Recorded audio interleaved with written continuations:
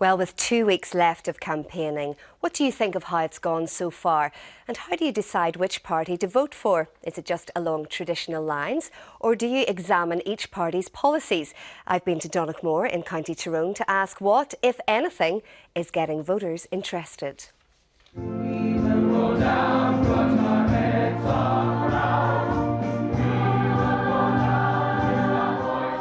Bardic players are rehearsing for their next show, based on Broadway musicals.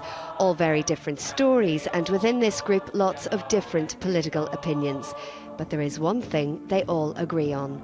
Do you think we vote still along very traditional lines in Northern Ireland, what you've always voted?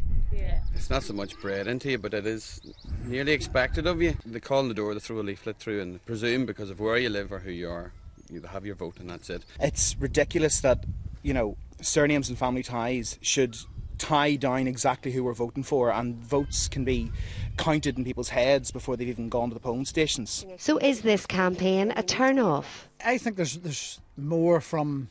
I'm seeing more of what's happening in England, more so than what's happening locally. And does that annoy you, or do you think there's just not much to talk about here? No, I think there's plenty to talk about here. It does annoy me slightly. I think that there should be definitely more communication. What about yourself? Are you taking any notice of the campaign? No.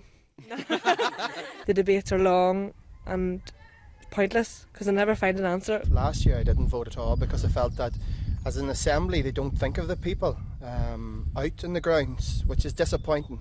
They never listen. It's all about what they can gain for themselves. They give themselves their pay rise, they don't give everybody else gets cuts. Have the politicians been knocking on your door? No. Absolutely not. We walk proudly and we walk strong. All together we will go as one.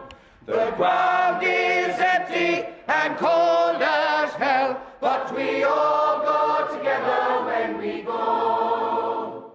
For other cast members, when it comes to what determines their choice on polling day, it seems parents and not politicians have the influence. When I go to vote, I haven't a clue. I think it's just going to be like, Mummy, Daddy, who do I vote for? Type thing, rather than me actually having my own opinion.